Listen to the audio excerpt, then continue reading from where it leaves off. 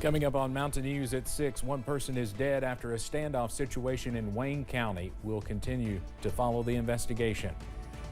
Plus, a football player at one local college is facing assault charges stemming from a domestic complaint. What we know about the incident. Plus, we are dry in the short term, but rain chances return to end the work week.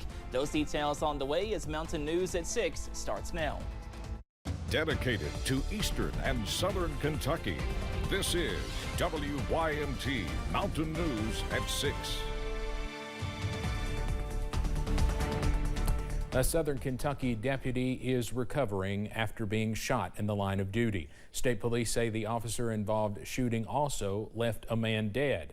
The violence played out Monday at a home in Wayne County near the Clinton County line. Officials say this shooting highlights the need for police officers to be prepared and have protection on when delivering court papers.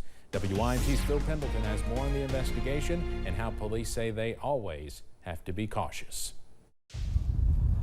A Wayne County deputy sheriff shot while he was simply delivering papers. He had taken those papers from the courthouse here in Monticello to a home in the rural part of Wayne County near the Clinton County line when a man inside that home apparently opened fire, striking him once in the chest. But the deputy was wearing a vest, and that is being credited with saving his life. Pulaski County Sheriff Bobby Jones says vests, which cost about $800 to $1,000 and only last about 5 years, are provided to all of their deputies regardless of their duties. You just never know from one moment to the next if you're going to run into an individual that is very upset with the police. You never know if you're going to run into an individual that may think they have a warrant. Maybe they do, maybe they don't. The Wayne County deputy was serving papers just after 3 o'clock Monday afternoon when he was shot. Jones says their department quickly mobilized to help their neighboring county. Primarily what he wanted us to do is to take the calls for him.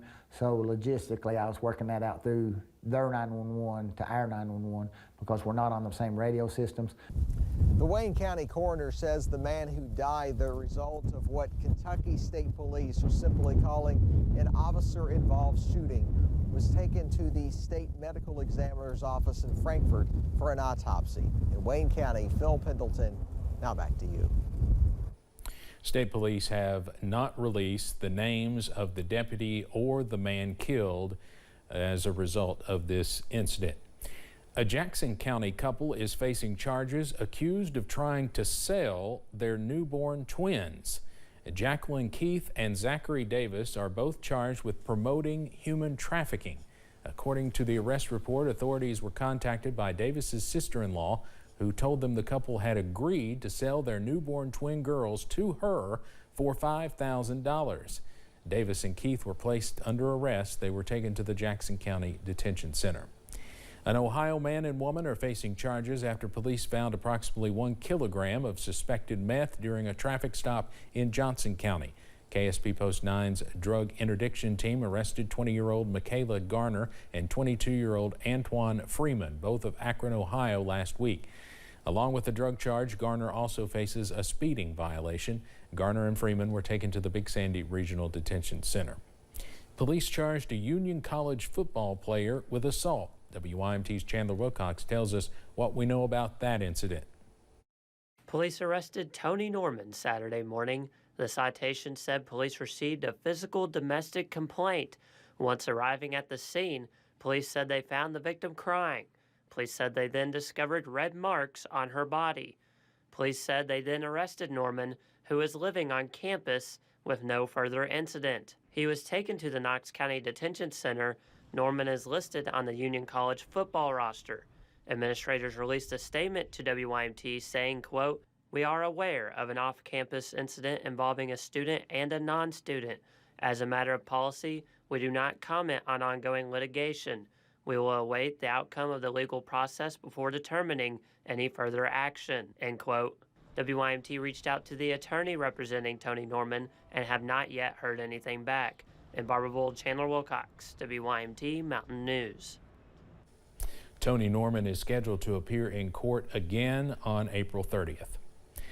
Parents waited for answers outside of Madison County High School after a lockdown this morning. Police say they are investigating a possible swatting call.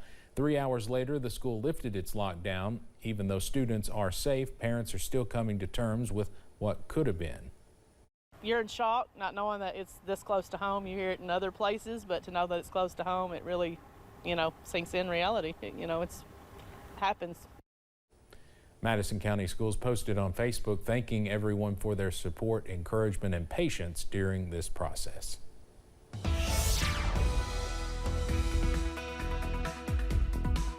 We are nice and sunny on this Tuesday thanks to high pressure. A live look from the London Corbin Airport. Not a cloud in the sky back in the distance, and that current temperature a little bit below average. We should be close to 60, and most of us today in the middle to lower 50s, up to 53 in Pikeville, 54 in Jackson, also Hazard, 57 for Manchester. But once you factor in that breezy wind, it feels a little bit cooler across the region on this Tuesday. Up on the radar, we are dry thanks to high pressure, but we are watching out for this cold front. No rain chances with this system, but that will bring some more cooler air by late Wednesday, also pushing into your Thursday. Speaking of your Wednesday, tomorrow is the first full day of spring, but spring officially starts at 11:06 this evening, and we are starting spring on a chilly note as we go into this evening. Lows are a little bit above freezing, not as cold as last night, but still chilly as you wake up on Wednesday. In the middle to upper 30s. We are dry overnight under a mainly clear sky, and some really nice weather is on the way tomorrow. We see some more sunshine,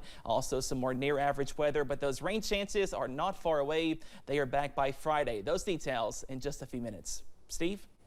Cameron, thanks. A controversial mural has caused debate on the University of Kentucky's campus for decades now. When UK announced the planned removal of the mural back in 2020, a lawsuit was filed halting those plans. Some have taken issue with the mural's depiction of enslaved African Americans.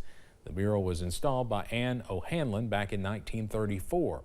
Hanlon's niece, Tanya Berry, and her husband Wendell filed the lawsuit. This week, a judge granted the university's motion to dismiss the lawsuit, writing that the Berrys lack standing to bring this action. I think if people think it's offensive, then they should get rid of it. Obviously, I haven't seen it in person, but it doesn't seem like it's something that needs to be up anymore. UK spokesperson Jay Blanton says the school is pleased with the judge's decision. He says the school's intent remains to maintain and move the mural, but he could not speak about the next steps. A bill to limit and regulate adult-oriented businesses in the state is another step closer to the governor's desk. Senate Bill 147 cleared a House committee this afternoon and now heads to the floor for a vote. The bill no longer specifies drag shows, but does look to limit adult-oriented businesses and performances from being within one city block of a place where children might be, like a school, church, or public building. What in the world are we thinking? How can we be for somebody dressing up like a lady or like a woman and reading books to our kids? Only 2 representatives voted no on the bill in today's committee hearing. Both are Democrats from northern Kentucky. Officials with Congressman Hal Rogers' office say they have secured funding worth $5 million for one eastern Kentucky county. That $5 million will go toward improving the water system in Martin County. Officials say about $18.5 million has been secured for water and wastewater improvements there since 2017. We'll have more about this on WYMT.com. Officials with Congressman Rogers' office also say $45 million is secured for Somerset's northern bypass. The new road will connect the Hal Rogers Parkway at the Kentucky 461 interchange to the Cumberland Parkway at the US 27 interchange. The northern bypass will seamlessly connect to the new interchange that was completed last year at Kentucky 461 and Kentucky 80 in Pulaski County. We have more about this as well on WYMT.com. The search for Kentucky's next education commissioner is down to 1. Interviews for 3 candidates started yesterday. The Board of Education was considering finalists Buddy Berry, Robbie Fletcher, and Jim Flynn.